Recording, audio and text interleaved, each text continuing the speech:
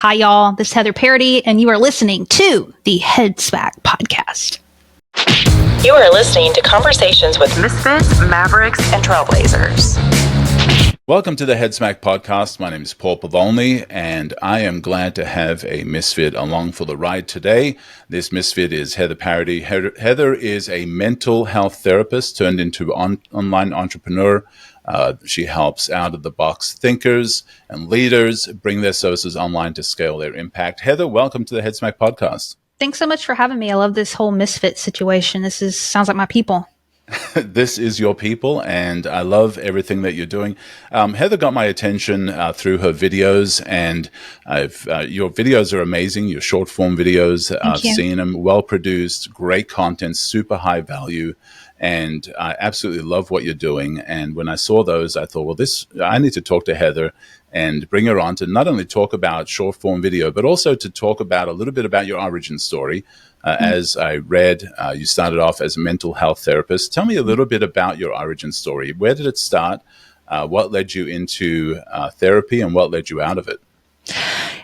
Well, let's stick with the word misfit. I had somebody the other day tell me, I said something along the lines of struggling when I was younger, and they're like, and I was like, what's that? And they're like, I don't know. I just assumed you were the type that was like popular and a cheerleader and blah, blah, blah, confident. Like you're one of those people. And I'm like, sit down and let's have a conversation because I have built confidence and I've learned how to be comfortable in my skin. But growing up, and I'm getting to the therapy thing, I was homeschooled my entire life. I really struggled in school. My education stopped at a very early age due to just some issues in my family and just not doing school, for quite frankly.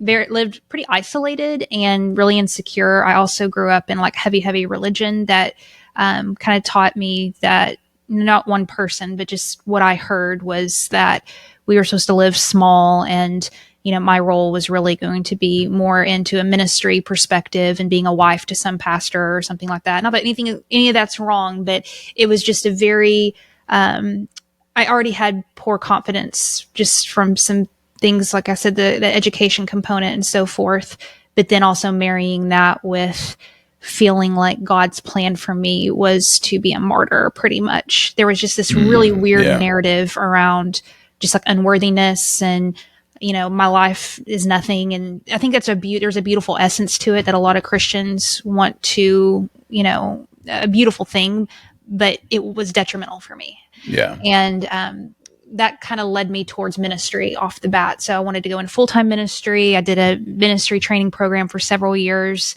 That was the heartbeat of everything that I did, was God, Jesus, Bible, ministry, get everybody saved. Long story short, some stuff went down where I just kind of had a hard fall from church and religion, not God, but just not really buying into all of that anymore, which I'm brushing over that piece. Yeah. But the whole ministry thing was still there where I wanted to help people. And so the next, for me, logical thing of, okay, well, if you're not going to be a pastor, you be a therapist, because that's kind of like a pastor, right? So did the therapy thing. So how was that because for some people, therapy and religion and faith almost seem like that's you don't need that. Just just pray, just talk to Jesus, and everything will be okay. Yeah, when I was in graduate school, I was actually in a sermon where they were literally yelling into the microphone that you don't need a therapist, you need Jesus. And I'm like, this is the most unhealthy message ever. Yeah, I mean, it depends. It depends on the folks. I mean, some people think that it's a sign of weakness, and if you're living correctly, you're not going to have issues. And my personal beliefs now with God is that like everything is connected, and so therapy is a tool and a way to. Some people have a gift to see into you and ask the best questions, and it's like a natural remedy medicine, Yeah. And did you wrestle with that decision? Like, is that a legit thing to reach out for? Yeah. Well, I was telling somebody the other day that it's only been recently that I've come to terms with my calling, my purpose right now is God's quote will for me, and I'm living in my highest calling. Because for several years I would have thought that I had abandoned God's calling on my life because I wasn't in ministry. And now I just don't believe any of that shit anymore. It's like, I have such a wider view, but it was very hard. I felt like I was disappointing people. I had people messaging me feeling like I had fallen away, like ridiculous. Like, cause I'm going to school to be a therapist. You know what I mean? Like, wow, that's pretty dark. Right. You know? Yeah. But it's weird. It's weird the mental hold that some of these institutions can have on you. And when you get healed and you look back, you think that's ridiculous, but it feels so real in the moment. Right. Yeah. And so that journey led you into therapy. How long did you do that before you moved to other things as a misfit? I got my license. I got 2 job offers and I quit. So not long. Wow. Not long, Paul, not long. I was in the waiting room and to go to the interview. And I remember tearing up and crying. I went into the interview and cried because I didn't want to be there. And I still got the job, which was awesome. So they must have been desperate AF, you know, to hire some crying girl. They called me and said I got the job, and I cried again. And my husband was like, most people don't cry when they get job offers. But I knew in my gut that I wanted to build something on my own. Yeah. I just have that weird nudge. I've tried being an employee multiple times, and I'm not an entrepreneur. I've come to terms with that. I'm a creator. I have an entrepreneurial tendencies, but I don't think about eating money and making money and money. I think about making. Entrepreneurship has just afforded me the flexibility to create, if that makes sense. So I quit like almost immediately, had a mental breakdown because I turned away money, and we needed the money at the time. Yeah. Young family, paid out of pocket for graduate school. My husband sacrificed so much to put me through it. And he was in the military at the time, like not making a ton of money. So here I am, not a great time to start a business. Right. Yeah. But Lord Jesus, I'm so glad I did. Yeah. And so you wrestled with, thinking that therapy was the way you wanted to go, and then deciding at the end, like, actually, it's not. This is not who I am. This is not what I want to be. And so you launched into being a creator. What was that like? What was the first thing that you kind of launched into? Because it's an interesting discussion of, I've talked to several folks about the difference between an entrepreneur and a business owner. Yep. And you've introduced a new realm of creator. Talk to me a little bit about that. Was that the first thing you ventured into, or what was the first thing you ventured into after leaving therapy? So I had a pretty successful photography business in grad school. I ran that for about 5 years.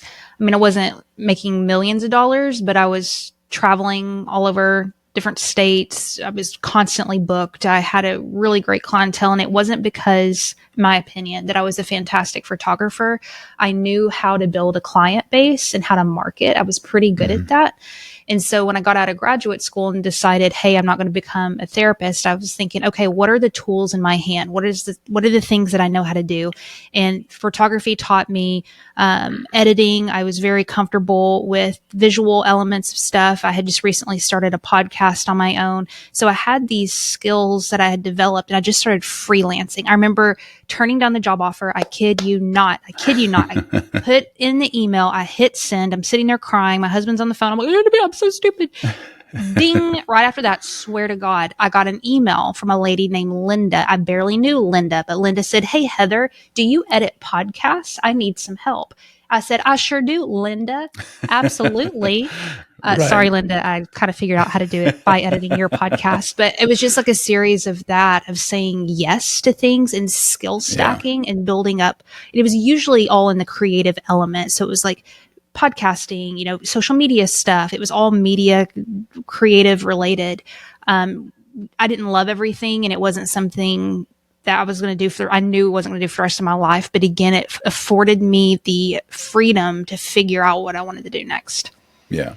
And I think that for a lot of us is the learning and the creativity sometimes comes from the necessity of doing something. And so with you, editing somebody else's podcast, you figured stuff out pretty quickly and 100%. realized that you're good at it. You actually did it well, especially with launching your own podcast as well. And so when it comes to, the creative part of you, Talk a little bit about creative restraint. What is creative restraint, and what does that mean to you? Recently, so we fast forward, that was 7, 8 years ago. I don't remember. Fast forward, skill stacking over and over again. Eventually, I'm out of the freelance space. Now have a agency. We work in digital product development right now with folks, and I've always still been creating on the side. So I just had somebody call me the other day, a creative director, and he's like, Heather, how do you make a full-time living as a content creator? And I said, I'm not making a full-time living as a content creator. Like, people assume that. Now, granted, I've had a lot of cool clients come from my content. I've had 4 speaking gigs this year from my content. Like, stuff's coming from my content, but I still am not making a full-time living off my content. Yeah. I have a business, and I want people to know that, because that's the reality for a lot of creators, and that's okay. It doesn't matter. So all that to say, we're running a really cool agency. I have a lot of fun with it. It's still not my number one passion. Creativity still is. So I've been consistently making ever since I left that job interview. Now, last year, I kind of got to a point of frustration where I was experiencing success in podcasting. I've had, top ranking shows. I've done really well with that. But the social media side, I hadn't been able to figure out my voice and my lane. And I was like, I have been consistent. You know what I mean? Like, I don't know many people who are as consistent as I am. Saturday nights, I eat dinner at this desk, and I edit and I make things, and I've been doing it for years. I barely miss 1,000+ interviews between all, my shows. I've put out hundreds of videos. I've done the fucking work that Gary Vee says to do. At what point does this work? Or am I just not good? You know what I mean? Which, there's something there. It's a whole other conversation. All that to say, to your point of creative restriction, last July, I got mad, and I had been making a lot of videos, trying different series. And I said, you know what? I am going to sit my ass in a blue chair that I have in my office, and I'm going to do, I always said I would never do this, but a face to camera series. And I'm not going to let myself get up from this chair until I figure out what I'm trying to say. Wow. So I was being a pouty ass little baby, but what I didn't realize is that there is this tool that creatives use a lot. And Rick Rubin talks about it in the Creative Act. And if you start paying attention, you'll hear it more and more. And it's creative restriction. So when you're overwhelmed with a lot of things to do, limit yourself intentionally to something that's almost painful, because then it forces like a creative genius to come out of you. And so for me right now, it's been forcing myself to sit in this chair and tell stories in 60 seconds. And I'm not going to necessarily do that forever, but it's been interesting to see how I've grown and how it's working. Yeah. Yeah, I love that. And that's one thing that I've always said is limitations breed innovation. And so when you limit yourself, you get very innovative, you get very creative. And one of the reasons that I first got onto Twitter in 2007, was because of the 140 character limitation. Totally. I thought, well, what would it look like for me to try and say something that I find interesting, that others might find interesting, with a limitation of trying to get it into 140 characters. And so I'd write something, and then I have to edit it back until I got it to a point where it still made sense, but it still had the strength of what I wanted to say.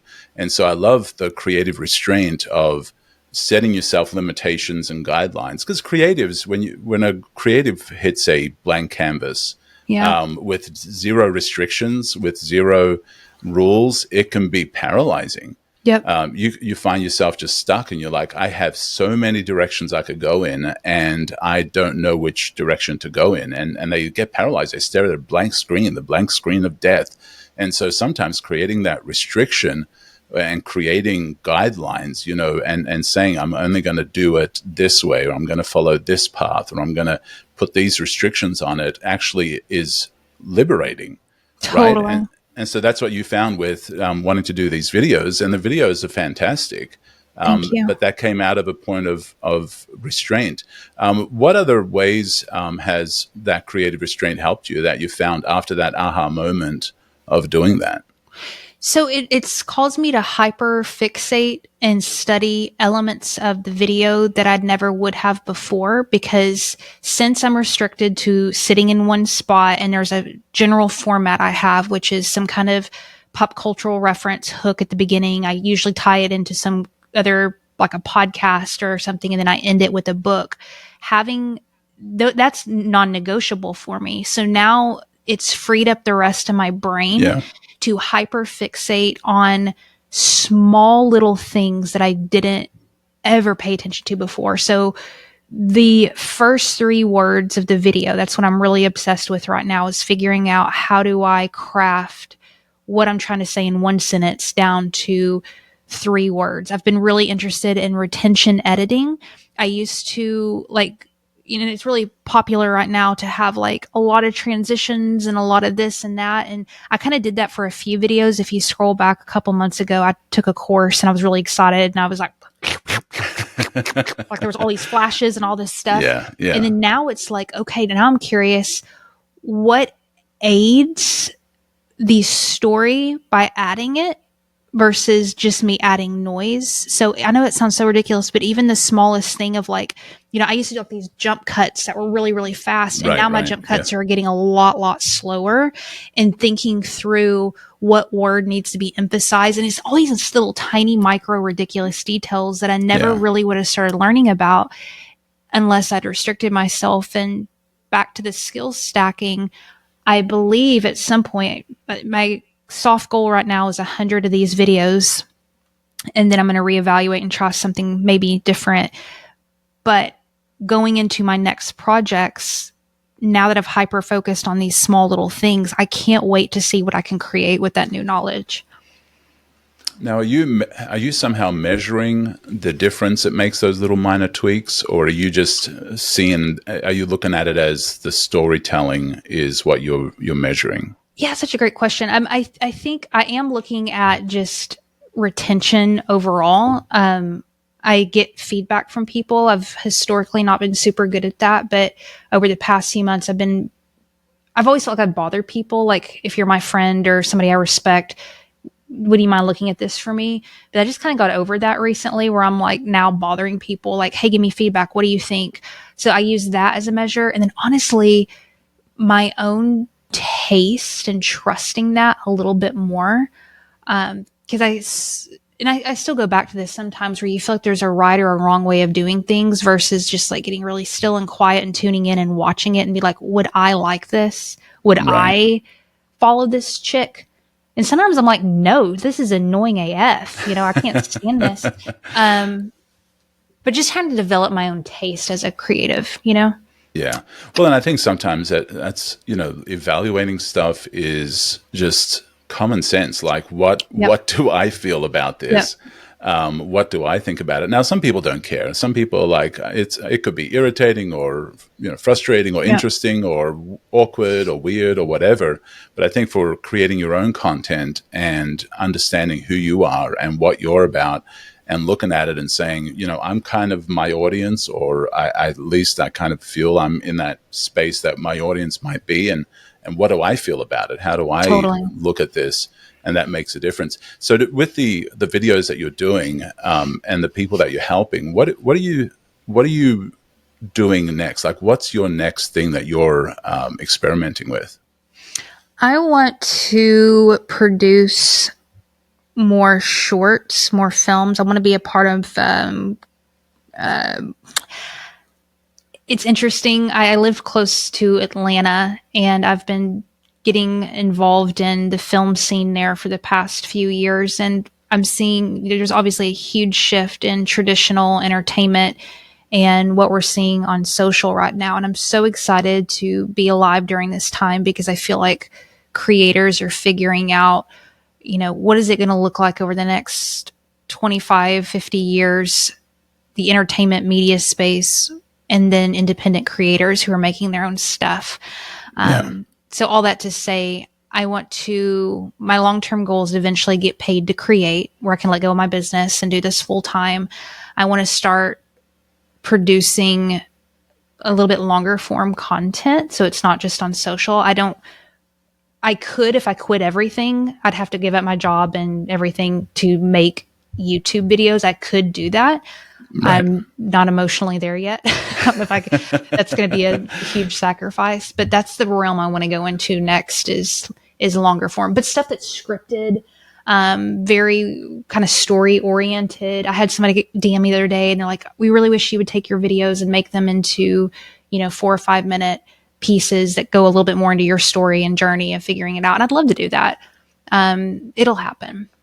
Now, with the long form, is it long form teaching, training, inspiration, motivation, or is it more, mini movies, short movies type thing? What do you mean by the long form videos? What is that content? I haven't figured out how to articulate this yet. I don't know if you've ever felt something in your heart and your spirit and you haven't been able to put words to it just yet. But the reason that I do the videos that I do is I love spirituality, mental health. Back to the ministry stuff. I love wrestling with deeper topics, and it annoys so many people. Like if you come to my house and you're playing Catan with me, I'll be like, so what is your life's calling? What is your deepest wound? And how do you think that plays into your strength? And you're like, girl, I'm just trying to eat a Dorito. Leave me alone. That's me. Yeah. So I've been trying to figure out, okay, how do I make that stuff interesting and entertaining and funny and light to be a bridge for folks who wouldn't normally talk about that to start thinking about other stuff. So if I started off, I wish I had it here. If I started off my video with Stephen King's book on writing, you might immediately dismiss it and be like, I'm not a writer. I don't care anything about Stephen King, whatever. But if I start it with a story about Lady Gaga and her mental health journey and blah, blah, blah, and then I wrap it to a core principle and truth from Eckhart Tolle or whoever, then I might help be an entry drug to you to something that's changed my life, which is personal development and personal growth. So, God, I'm long-winded. No, this is 60-second storytelling. Girl who won't shut up. Back to your original thing, the long-form content. I want to figure out a creative way. No, I don't want to do coaching, motivation. And somebody told me the other day, I was like, you're like a motivational speaker. And I wanted to punch them in the face. No, I want to figure out how do you bridge entertainment and spirituality and mental health and all that, and not make it lame AF, but actually make something quality. It might be the same format I'm doing. It might be through storytelling, movie type things, but that's my goal. Yeah. Yeah.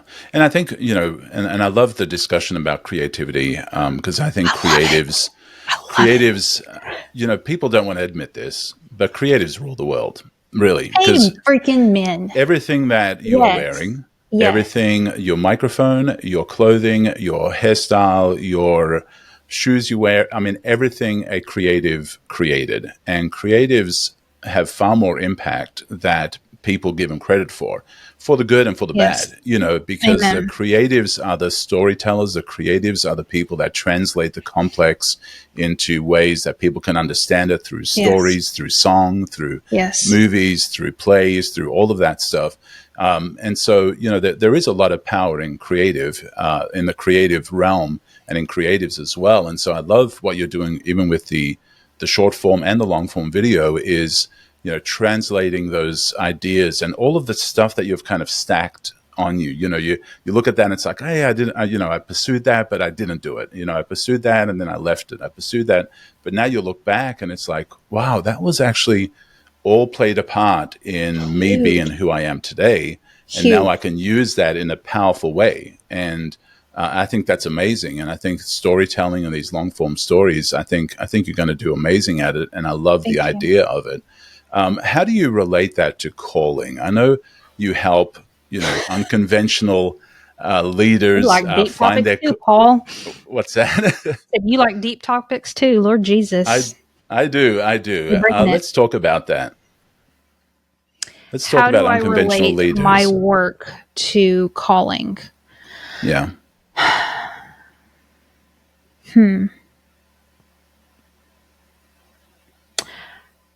this is my answer for today, and it may change next week. Lately, I've been thinking a lot about being lit up and the power behind being lit up as a human. So I work with a lot of really awesome people who are very good at a certain skill set in my business. Our agency, we work with service providers, people who have spent years and years building a certain thing, and now they're trying to figure out how to translate that online, whether it's products or social or whatever.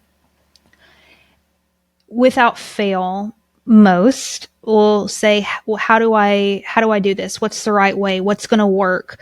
They're looking for a formula, and there are formulas, and they're awesome. And I'm all about tips, tricks, hacks, all that stuff. It's interesting, but that's not what moves people.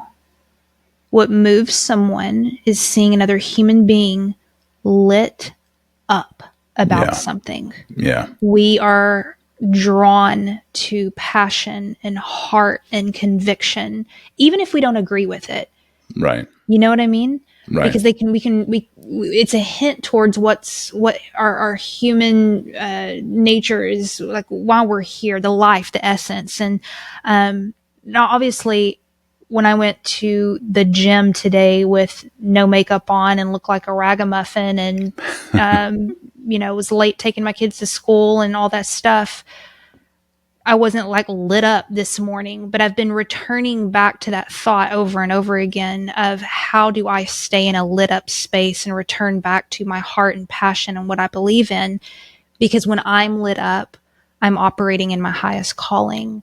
I am serving other people. I don't have to convince you of the right way of doing things. If I can have an encounter with you where I lift your spirit, and being in my energy and my presence is an uplifting, thing. I'm not talking about being positive, but I'm talking about like, damn, there's something lit up in her and I want to be lit up too. Right. That's calling to me right now. So how do I decipher? I feel like making these videos, I'm very lit up making them. I really am passionate about these topics. I love these topics. Yeah. And I don't think my editing is that great. I don't think my storytelling is that great.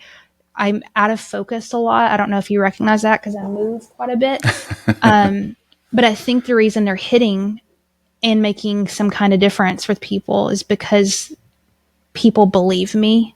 Yeah. And it's refreshing. So all that to say, long-winded answer again, how do I wrestle with my calling right now? I think I'm thinking less about what is my quote calling on paper and thinking about, am I living in a state of passion and conviction and attached to something higher than me? And maybe I can't articulate what my job description calling is all the time, but I'm living in it when you meet me. And that's what I want. I love that. And when it comes to, that thing that lights you up, that thing that you can tell when somebody is authentically lit up by something and passionate about it. In the entrepreneur realm and in the business realm, you see a lot of people just pursuing the shiny objects, and they don't really show a whole lot of passion and drive from inside. It's like, I'm following, this is the best new funnel, this is the best new AI, this is the best new whatever, crypto this and whatever. And they're pursuing these things, and nothing wrong with it. Go for it if that's who you are. But then you see the people that are in a place where they're in their passion. That fire inside of them is burning, and they're just like, they eat, live, breathe this thing, and they have a certainty about it, and they have a fire about it. That is invigorating, and I think you're right. People are drawn to that. People, when they see somebody that's passionate and on fire around whatever topic it is, you are drawn to them because there's a certain level of certainty and confidence and fire that you're just attracted to. And I think we're naturally attracted to that. And so that could be both good and bad. And so, when it comes to, what you're pursuing and your calling, I love the work you do with creatives. I love your passion for creatives. At heart, you're a creative. Are you doing all this editing yourself as well? Yes. Wow. Awesome. Awesome.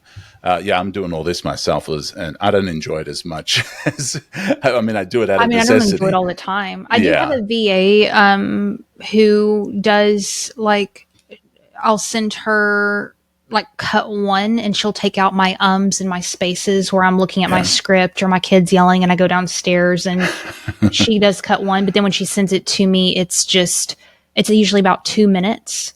And then my goal is to bring it down to 60 seconds. And then I do all the other stuff.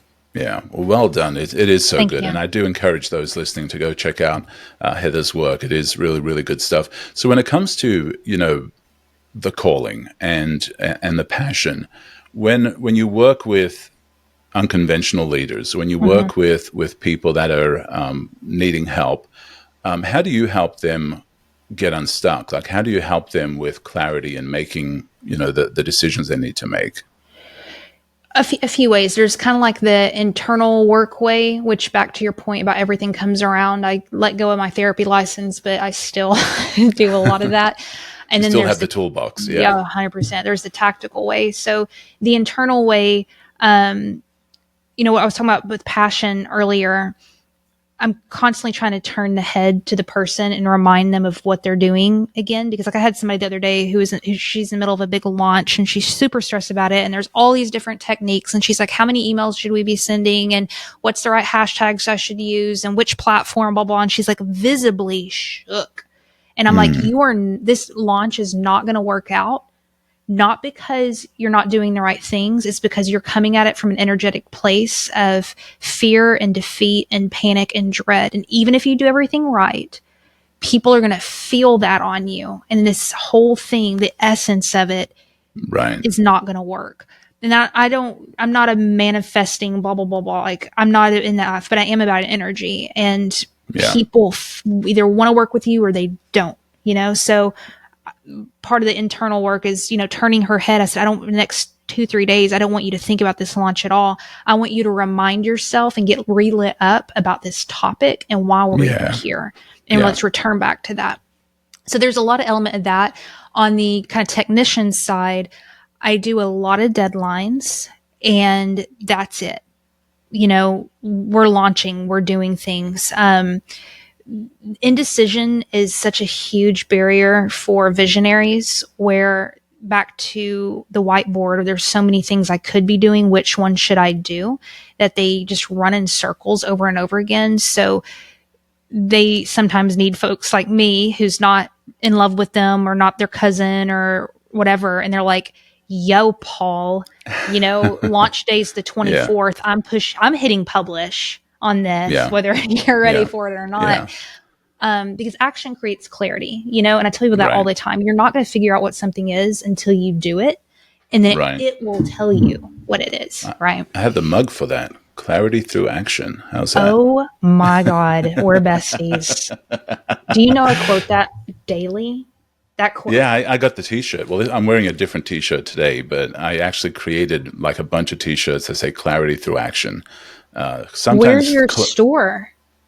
Well, I don't think I've put that. Yeah, I don't think I've put those on the store, but I will because people have asked about them. I've got a store called imargos.com for other stuff, but I will put it up there and I'll share it with you. Paul, I will wear that shirt in one of my videos. I love that quote. Seriously, because I've found it to be true. I've done this for so long that sometimes you just got to take action and then the clarity comes. Preach. and so many people get stuck on perfect or stuck on, I need everything aligned. I need that whiteboard needs a very clear path. And sometimes it's like, no, you just need to take action on this one thing and you'll get clarity and you'll know what that next step is once you do that, because you could have all kinds of ideas in your head and all kinds of plans. And, I think it was Tyson that said everybody has a plan until they get punched in the face, right? And so sometimes that punch in the face comes early.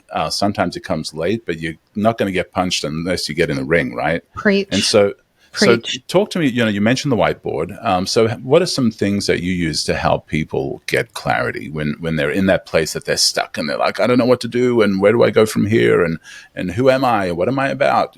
Where does all the experience, your creator, your therapist, your ministry, all of Yep. that. How does that come together to give them clarity? I usually start with what's in your hand right now. So lowest hanging fruit and then building. So working with visionaries, they're usually, and when I say visionaries, what I mean by that is people with big ideas, big heart, big vision, big passion for changing the whole wide world. Those are the people I roll with. I get them. Yeah. I like them. But with having your head in the clouds, sometimes you miss the easy, quick win at the top, And I'm all about building momentum. So we need to start with something small and very, very achievable and build and build and build and build and build. And that goes against people's ego because they're like, I want the biggest brand in the world. I want everybody to know, I want Joe Rogan podcast and yada, yada, yada. And I'm like, okay, but have you even posted to your Instagram in a month? You know what I mean? Like you're telling me that you're going to be faithful with something big when you are not faithful with something small. You know what I'm saying? Here goes the ministry stuff. I love that scripture. He who is faithful with a little can be trusted with a lot. Lock it or leave it. That's some wisdom right there. Right. So what is the lowest hanging fruit right now? And are we being faithful and consistent? And then are we building from there? Also too, really going slim and having less instead of doing more. I think that's really, really important because we think we're limiting ourselves by not doing everything when really we're watering down our efforts and not building traction. When you can build traction in one area, you start building steam and you start building in cash flow and you start building in attraction, and then you can start building out bigger teams. But if you start out of the gate with that, you're going to get burnt out, you're going to get watered down, and you're not going to be as effective. So usually I come in and bust everybody's bubble because they don't like that. But that's how you build something big. Right.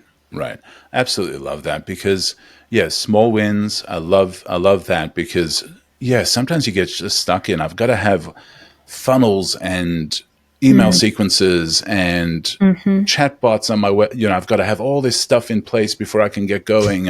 And so you haven't even tested out if your idea is relevant or if it's, Preach it. you haven't even seen if the market actually cares about what you're doing. Or and if you like it. Yeah, exactly. Because you could launch it and you're like, this is nothing like I thought it would Totally. be, And so then you've invested a lot of time and energy in doing something that you totally feel, no, it's actually not what I want to do. It's not the kind of product or the service or the people or whatever. And so I love that, that's part of what you do is let's start with some small wins. Let's get a phase one. Now let's get some foundational things, and then let's see how that goes, and then we can add the other stuff. But you don't have to feel that you have it all in place before you launch that thing. And so, when you help them with that launch, you're helping them get unstuck. You're helping them move forward. What is the first thing that you find that they have to readjust? The first thing that really is a head smack to them that they say, oh my goodness, I didn't see this.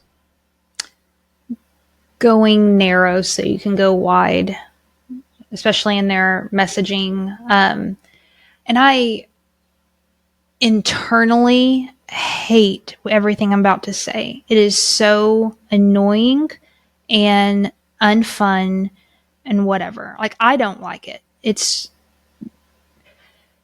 true, though, that when you're trying to build traction, you have to go super, super clear.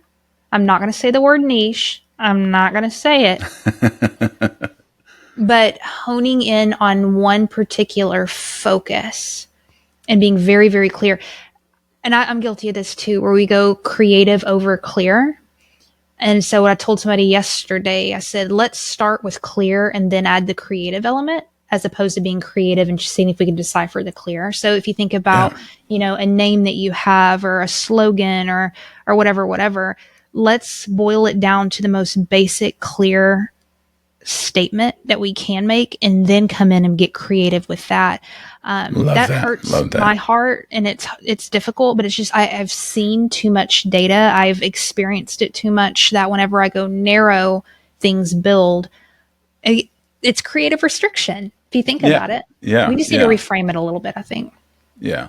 Well, I love that you need to get clear before you get creative. And I think that's a sign of creative maturity, because as a young designer, it's as a young creative, it's easy to want to be super creative and do this and do that, but it's not clear. When it comes to designing a brand or designing, I remember as a young designer, creating ads, and it was super cool, and like all the effects in Photoshop and all of that stuff, and then it's like, yeah, but what's the message? Like, are they actually getting the message, or is hey, you forgot the call to action? Like, it was super creative, and everybody was like, awesome. And honestly, I don't think it's a young designer thing. I don't think it's a young creative, because there are agencies that create stuff to impress other agencies, and to win the Addies, to win the awards, and they lose focus. They lose clarity of, who am I helping?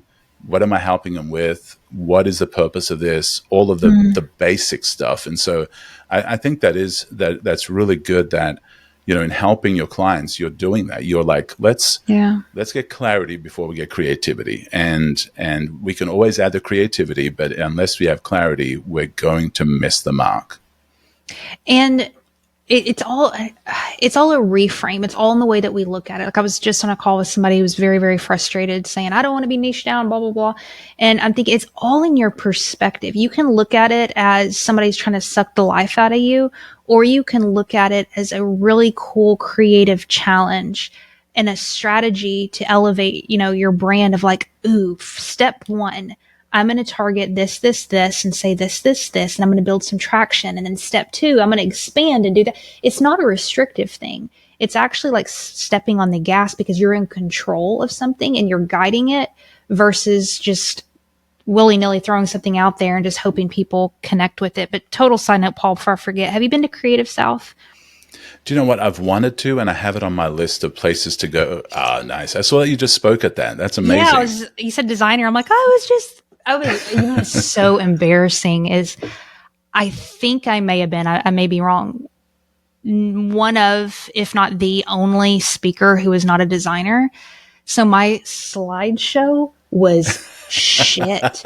And these designers get up there and it's like crazy animations and fonts. And like, I was like, oh my God, they're going to hate me. I got up there with like a Google slide with black and white lettering that just has one word on it. That's like, make.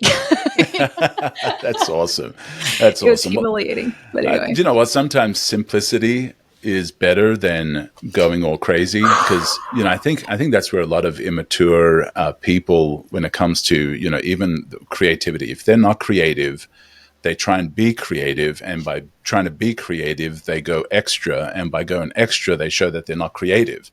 And so I think sometimes sometimes a better thing is go simplicity. If you can't afford a designer, if you can't afford, somebody to make your stuff, instead of trying to be creative, if you're not creative, go simple, go clean, go smart. And it'll look creative, And so I think what you did was brilliant. I think just keep it simple. Don't go crazy with it. And so what did you speak about at Creative South? Let me hear about that a little bit. Short form video. About? So it was storytelling in 60 seconds. So the whole premise was kind of what we've talked about so far, which was creative restriction. I talked a lot about how going viral doesn't do anything necessarily unless you've built a body of work. I've gone viral multiple times prior to the chair series, and my following never grew. I never got good connections. Nothing ever happened from it other than I have a cool story to tell that nobody cares about. So I talked a lot about that. And then we broke down kind of the essence of a video. So hooks, building tension in the middle to keep people engaged, and then good endings. And then at the end, I just wrapped it up talking about how this whole muscle of getting on the internet and putting your face and your voice out there is not a natural thing. People aren't more talented than you. They've just gone through the shit and did it anyway. Kind of like what you and I were just talking about. So that was the whole essence of the talk. I love that. And Yeah. short form video, guys, I'm serious. If you want to learn some stuff, want to see some cool stuff, check out Heather's stuff. It's just amazing. One thing that you mentioned about the viral thing that just popped in my head, and let me know what you think about this. Is, you've gone viral several times, but is to me, going viral is basically like standing up in a stadium and screaming at the top of your lungs, looking weird, doing something. You get attention.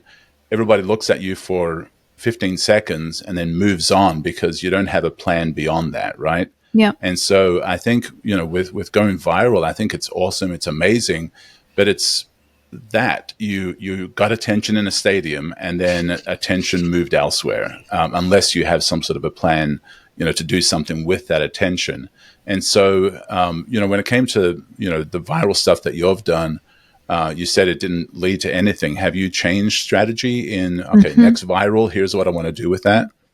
Yeah. So the viral videos that I've done before, I mean, my biggest one hit, if it did not hit 10 million, it was close to 10 million views. And there was a series that I did. I did a series of 4 videos, and one went 10 million. The others were in like a million, whatever. There was just a lot of traction. I did a series called How Kids Get Out of Cars. And nothing happened. So if you looked at my other videos, I had podcasting clips, I had some weird sketch stuff. I was just kind of all over the place. So if you think about your own behavior, if you watch a video and you like it and you go click on that creator and they don't have other content related to that, you're going to ignore them, right? Yeah. That person screaming in the auditorium, and then you see, behind them, there's a whole body of work of other things that they've done that are very, very similar to that. Let's say they're singing in that auditorium, like, la, la, and you're like, damn, this is a jam. And then you look, and behind them is like a whole room full of other music and songs. You'll probably go follow that person. But if behind them is like them eating ice cream with Aunt Janet and, their trip to Minnesota, and it's like this random, you're not going to follow that creator. So what I do differently now, it's not that I don't want to, quote, go viral or my videos do well, but I noticed when I did Connor Price's, that was the first video that went viral on this series. And it wasn't huge. I think it's at 1.8 million. It's not like my biggest video ever, but that one brought in, I was at 5,000 followers, and then I was over 25,000. It brought in, I want to say it was, I'm not doing their math right, 19 to 20,000 people within the span of a couple of months. And the reason is because they looked at Connor's video, and then they went to my profile, and I had 10 other videos that were in the chair.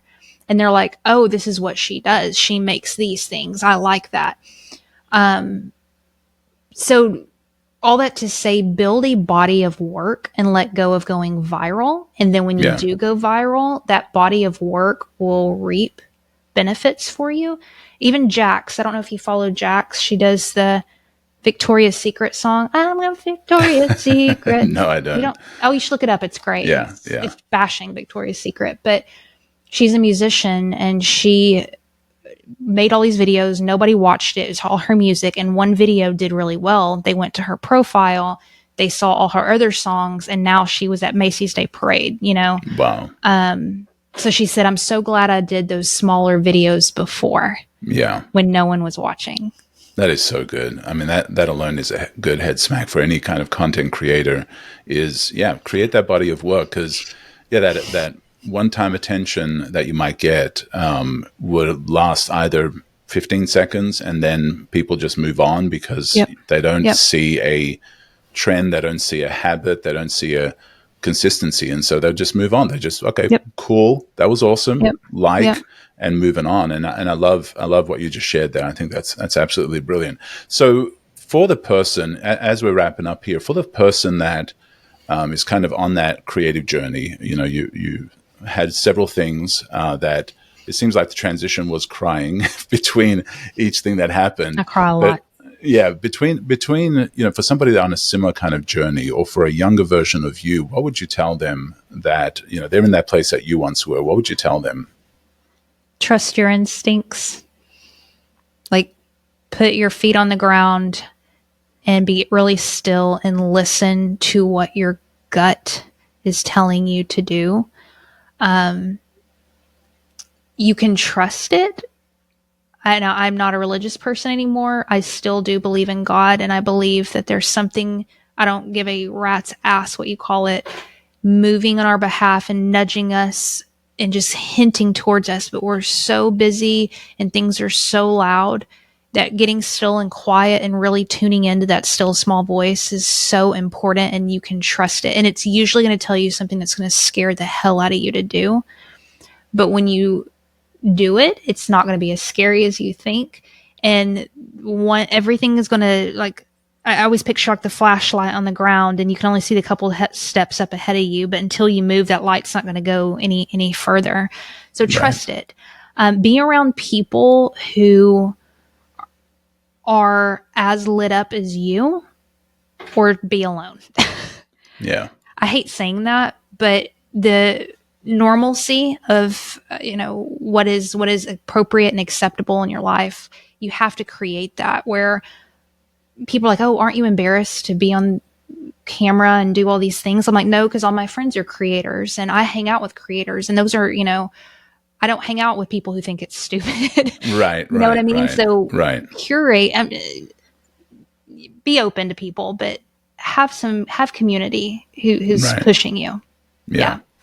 I think that's so valuable because, it's hard to follow a vision where people are constantly looking at it negatively, and looking at it like, oh, you're just trying to kind of get attention, Nope. and to keep going if that's the people that you're around is tough, because you're feeling, well, is this prideful? Yeah. Am I full of myself? Trend, yeah. And so I think definitely changing that the birds that you're with, the birds of a feather flocking together, is changing the people around you and looking at, who is actually adding to my life and who is actually sucking away my dreams, and being around that type of person, I think makes a huge impact. And finding those people that encourage you along that journey, I think is so valuable as well, that say, hey, I'm here for you. Don't fully get what you're doing. And they don't even have to be in your space. They could just be like, hey, I don't get it, but I'm for you. Keep going. Amen. That's huge. Well, Heather, this has been amazing. I've really enjoyed this conversation. And so if people want to be a part of your world, if people want to connect with you, what's the best way to get a hold of you? At Heather Parady, Parady, pretty much everywhere. I know I probably should be on LinkedIn a little bit more, but it's still just not my vibe. It's just not my vibe. I'm there, but most social platforms, you can find me there, and I'm pretty active. That's awesome. And I know we could probably talk creativity for another couple of hours. I absolutely love talking creativity and everything. I never get bored. Never get bored of it. Well, and I think you had mentioned, about Creative South too, is that you are surrounded by designers and you're not a designer, but I think a creative is a creative, and you just express it different ways. Totally. And I love the creativity that you show, the stuff that you're putting out there. Thank you. And I do encourage everybody to look you up and connect with you and follow you. And they'll not only learn stuff, they'll be entertained, and they'll be enriched by it. And they'll get a couple of head smacks along the way.